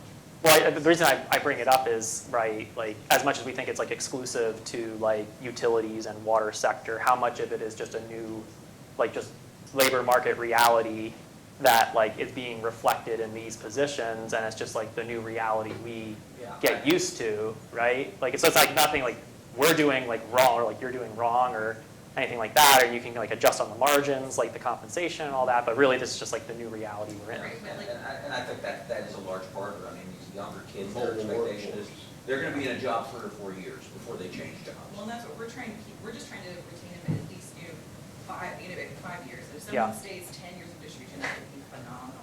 And before that department, everybody just, they stayed. And they retired. And, so they were there, and that's was a lot of it. They all sort of started at the same time. And started going on. How do you, if you don't mind me asking, how do you think of that then? Because it sounds like, I mean, you're pretty on top of at least like where people are heading and keeping track of this. How do you think of then if the expectation is, or the reality is that you're seeing people moving every 4 to 5 years or whatever, how are you incorporating that into like your planning process of, we were kind of talking about this a little bit earlier, as you think of like capital plans and budget process and thinking of like the infrastructure needs alongside sort of the human resource realities. How are you thinking about that? So we're just trying to make sure we have, a lot of the department people, there was so much institutional knowledge that, you would ask them, where was the map role? They just knew where the main was, or they knew. Yeah. So we're definitely building a lot more, we're writing a lot more processes and procedures now. We're trying to do cross-training. We're trying to, we're doing like a Water 101 where you learn more about the whole water department, where you meet the people in the plant, you meet with customer service, and you meet to sort of help you get a little bit more invested. And, while we did have a huge run and a lot of people started at the same time, trying to, you want to just sort of stagger it a little bit. So you, with 3 years of experience, you can train the new guy, and then, as if they were to roll off or go to a different department, you at least still have that retention of knowledge, and you're not just losing it all in one. Right, it's smart because like duplication, right, kind of safety net, right, of just the information. And I love the Water 101. I'd love to, I don't know if that's what it's actually called, but. It's actually called Water 101. Water 101. That's what we call it, yeah. And we also like rotate our crews, so like we have like a valve-train crew and then a concrete crew and so then like in January of each year, so then the crews change so that they're always sort of learning, you know, Yeah. and doing something different. Although you're admittedly a little bit bigger than some of the other other utilities we're talking about here. A lot bigger. I mean, would you? I have a question Yeah. for that larger utility. Are you incorporating technologies such as tablets and Yeah. iPhones? Yeah, we actually just, this year took, we're joining up with Blue City, and we're doing like paperless, because now that we have all of the new, the younger generation, and we were very, very paper intensive, you know, you had the paperwork orders, and then the secretary would go in and key it all in, and they walked in, and they're like, what is this? You only fill out paper. What's this? I don't know what a pen is. Right, yeah, this is taking so long, you know, you want to be able to see the map and pull up the main, and, so, yeah, we're building all that right now. I'm saying realistically, it'll probably take a year and a half to 2 years before we're actually off the ground, but we're definitely working toward. So do you think your younger generation is responding to that in a positive Yes, way? absolutely. We did like a pilot where we got, I think we bought maybe like 3 tablets and we gave it to our valve train crew. And that way they look and they can pull up the valves and see them right there. And then they can key in the work order, like what they've actually done, they can see it live. And somebody back in the office, if they need to see, you know, what has happened, you know, in that area, they can also see it live all the time, instead of waiting 2 days. It should help us in the future too, when a customer calls in, you know, with a frozen meter or whatever, it's so that there's no lag time. You can just call in and say, oh, yeah, we just got a call, someone will be with you, you know, it's on the way, or whatever. So should be a lot of opportunity. And then in contrast, you still have a couple systems around the state that Yeah. are working off of typewriters. Right. I mean, that's. Or hand. Yeah. We're not there yet. This is our vision. We are very still like in a, you know, there's a 2-day Yeah. lag, but yeah, I- it needs to yeah. happen. Well, this is It's changing. interesting. We're about 2 years into it and almost done. But my search was not to buy a turnkey operation, but use existing software for billing and then the mapping to get everybody to work together. It took a year and a half for me to find those individual companies, but now we have it goes all the way to customer notification, with everything. It's one operation, one key in, and we're done. That's great. And That's all what we my need. guys are older, and they actually, when they saw the benefits of, you know, not having to drive back to the office to look at a map or whatever the case may be, you know, snapping pictures of everywhere that they go to make sure that I can cut down on lawsuits and problems and customers, and anybody in our office now can answer questions because it's all uniform with everybody. And it's a fantastic process. Well, I was going to say what's interesting is, and this is what I've kind of struggled with in some ways, right? Just from like the researcher perspective, not the actual like, running a utility, but when you hear examples like yours, right, for 133 or whatever it is staff, and then like you think of what you're dealing with. We're only 12. You're 12, right? And so, like, how do you begin to, not saying like you guys specifically, but like, how do you begin to translate, right, what is working and helping you all with what potentially could help, right, systems of a smaller size, right? Or even vice versa, right? Like, I don't want to make it seem like, oh, it's just big utilities teaching the small utilities how to catch up. Like, it could go both ways, but, and this is something I kind of struggled with even in kind of, I didn't show it here, but like in the implications and recommendations of this work. It's like, yeah, you know, in theory, it's great that like if a bigger utility is doing something really cool with new tech or whatever, then like another utility can learn from them, right? And or maybe there's like a challenge, right, that where you've solved it and someone else could learn from that too. And so, does it have to be? I mean, opportunities like this are great, right, in the sense of just sharing information and understanding like where we each stand. I mean, so I think I appreciate Andrew like for setting this up, because it honestly is just great to have the exchange of ideas. But do you think it will take more of a, you know, informal opportunities like this to begin to write like almost like spread the virus, right? Like a good virus, like, right?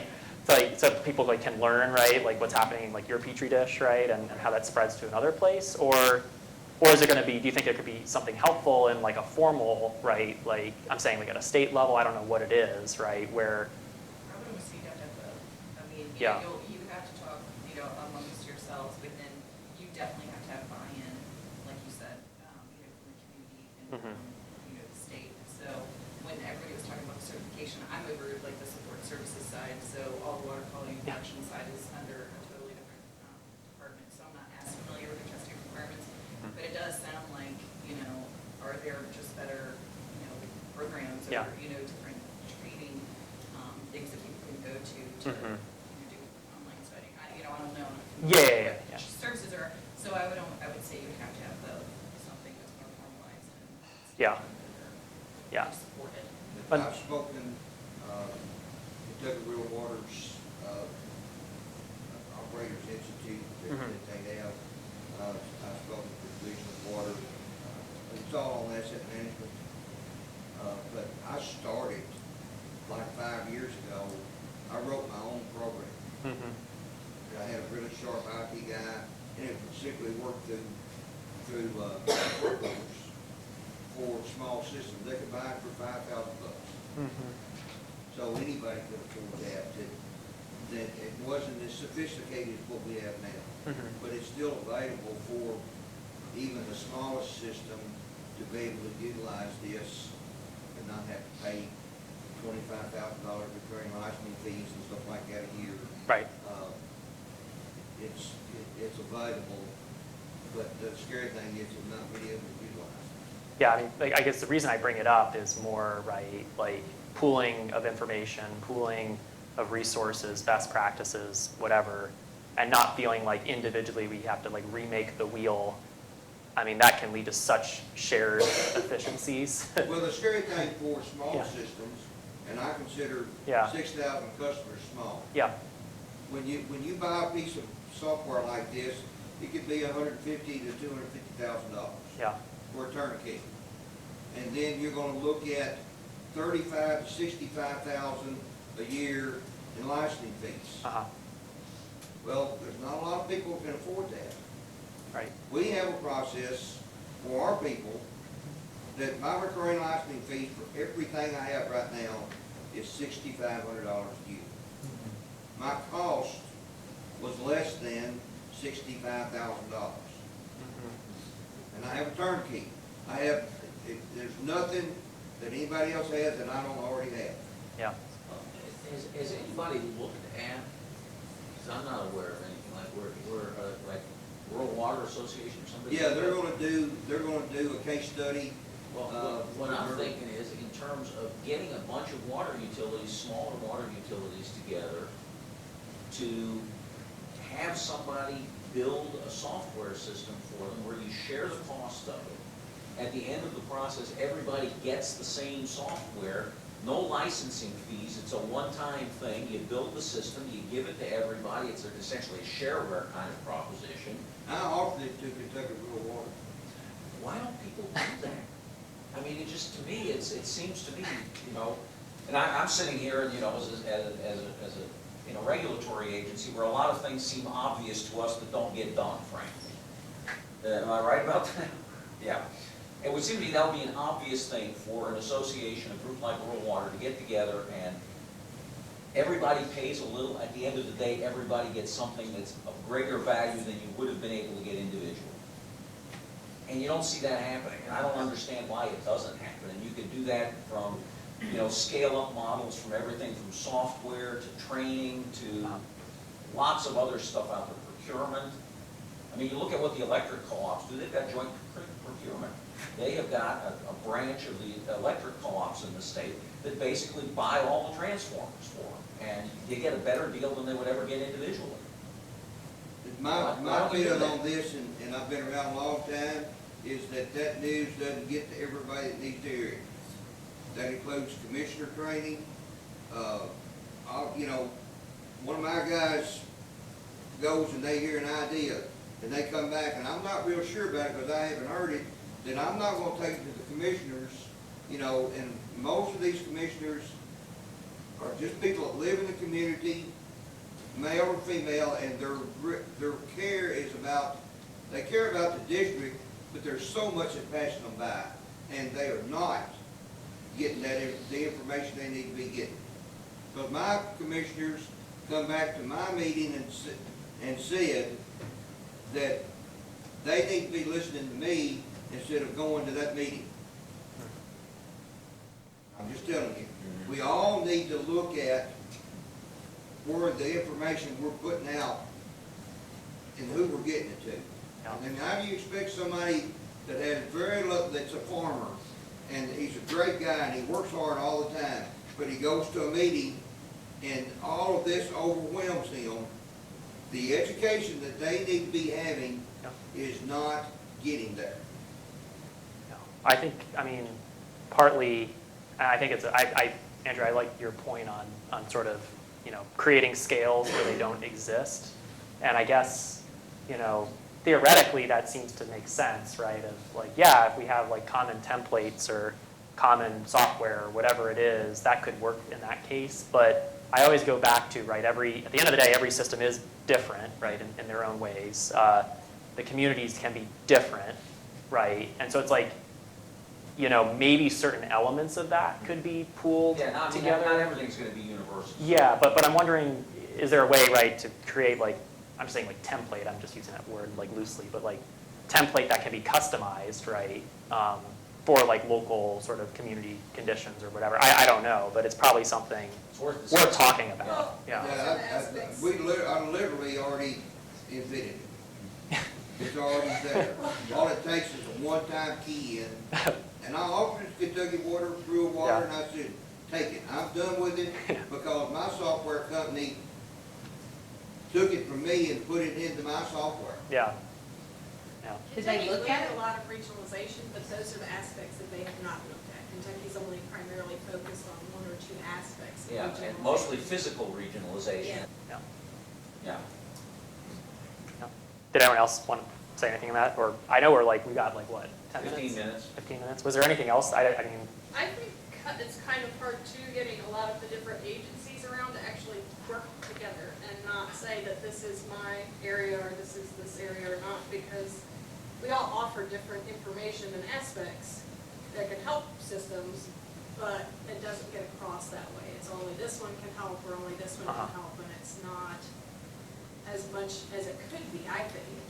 Coming from different areas in water, that there are a lot of different groups that could help. in terms of what specifically, like the? In different things. I mean, there's different groups. Rural Water has different aspects. RCAP has different aspects. Kentucky's state TAs offer different aspects. There's a lot of different. In terms of like collaboration or? Yes, collaborate to actually help systems, but that's not what happens.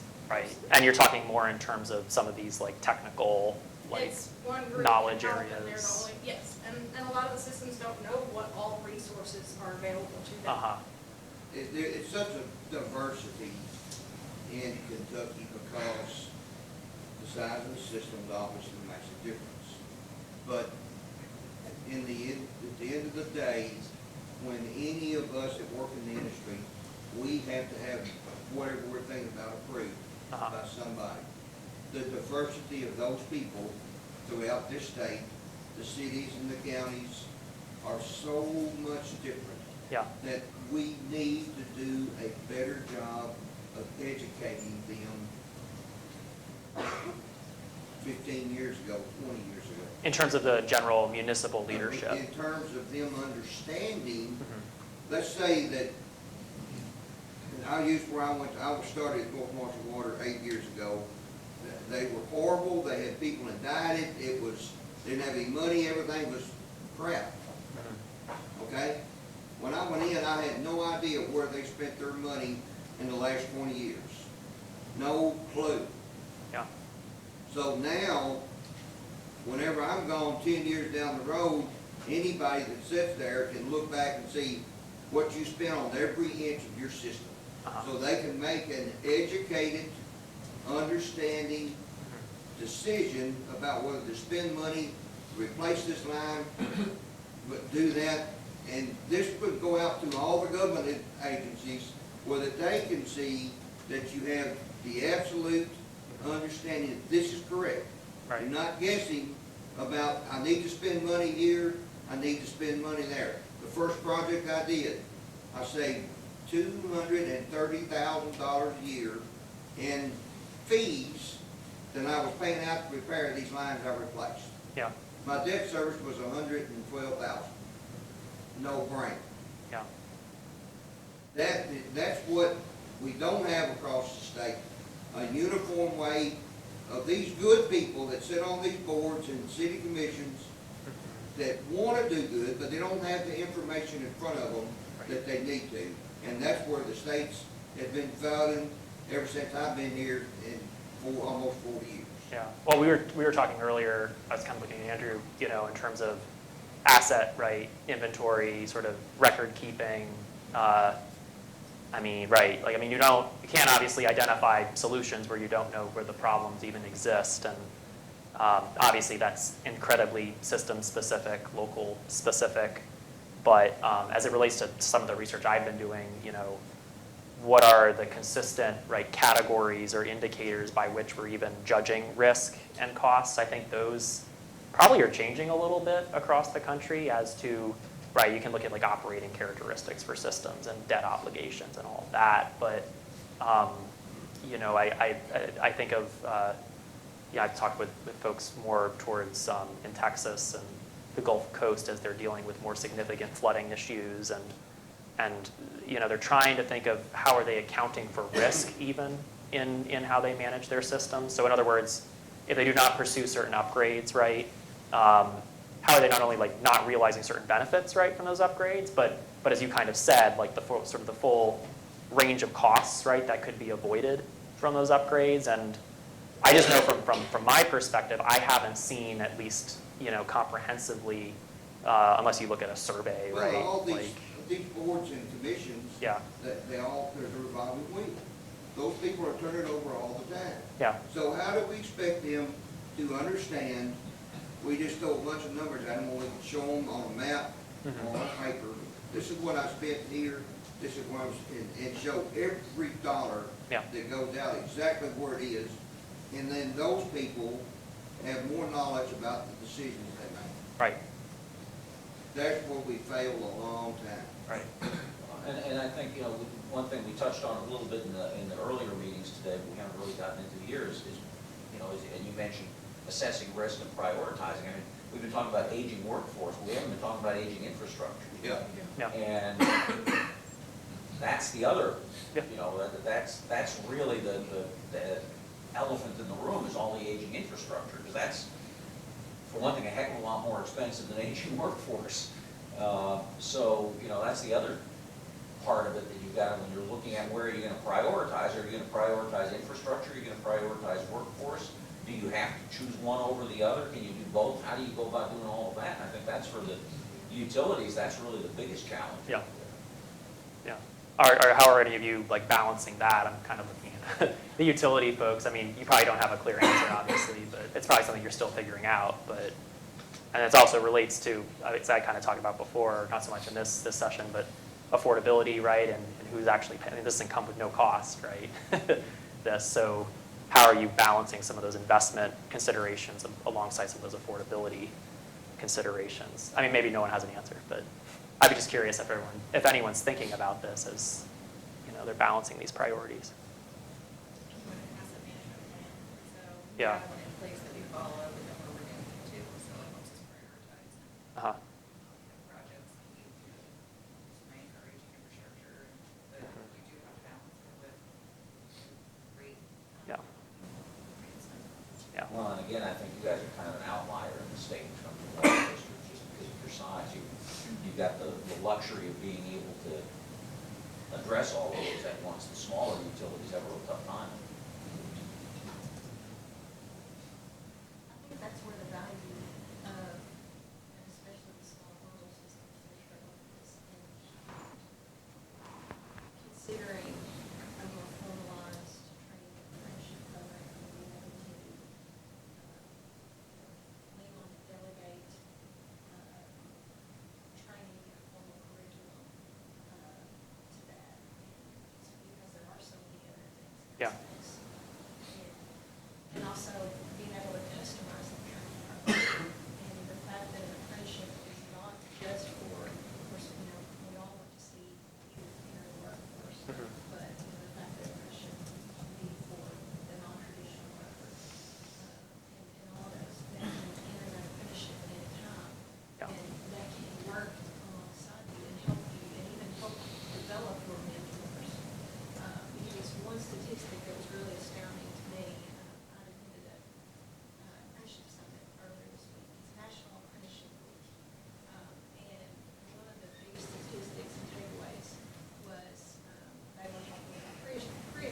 Yep. And utilizing mentors. And they said, and this was not just water industry, this was overall apprenticeships that, without a mentorship program in place, we're looking at maybe 50% of apprentices to complete the program. With the mentorship program, and this was statistics coming out of North Carolina, with the mentorship, it was a 85% Wow. completion rate. And so I think that as an industry, we need to all come to the table and say, what do we need to develop? What needs to be, in rural water, we're going to be able to work with that and help develop that. But it's going to be all of us coming to the table and saying, this is what we need, this is what we need to consider. Yeah. It's also going into, when we consider feeding the pipeline, they're talking about career pathways and, our high schools, our area technology centers, which are in many counties in Kentucky, that, that don't have a specific water Sure. training program. However, they may have carpentry. Yes. My local in Somerset has a natural gas program. Yep. There's a industrial maintenance and Yep. construction and mechanical, and there's a national push to shift and change the stigma of vocational schools and area technology centers, because you have students that are leaving those with, industry certifications. And these other industries are going in and they are recruiting before they even graduate. Yeah. And, they're taking some of those to Alaska, they're taking, Yeah. some of those kids, they want them, they're going to move. But there's others that, because of the regionalized concept, want to stay close to home. They want to get job opportunities. So it is bridging the gap and saying, this is what you have here, and selling that Yeah. there. And then it's, maybe bridging them into an apprenticeship program, taking advantage of work opportunity tax credits that will also help your utility for employing youth, for employing a veteran, for employing someone who's reentering the workforce. So there's so many things that we need to consider, but I think that the stars are aligning, and the water industry can really take advantage of the national push for apprenticeship. Yes. Totally agreed. And I think, as you described so well, like some people might choose to literally move to Alaska or somewhere else, right? But the spillover benefits too from that, the fact that there's just more people, right, entering that sort of pipeline, probably more like systematically, right? Rather than sort of in an ad hoc way, then that creates greater, hopefully, predictability as to there are just going to be more people, right, in the space. And we have to figure out with the pathways that are offered right now for your area, your local area technology center, businesses can go into those centers and say, we can really, we can customize the training for us. So it may be, what skills can we take from this industrial maintenance class that we can transfer and parlay into the water career? Right. So it's us figuring that out too, and going into those centers and taking advantage, because the other industries are already onto that. Yeah. And taking them. We've got a lot of students that are graduating from there Yeah. and making more money than somebody.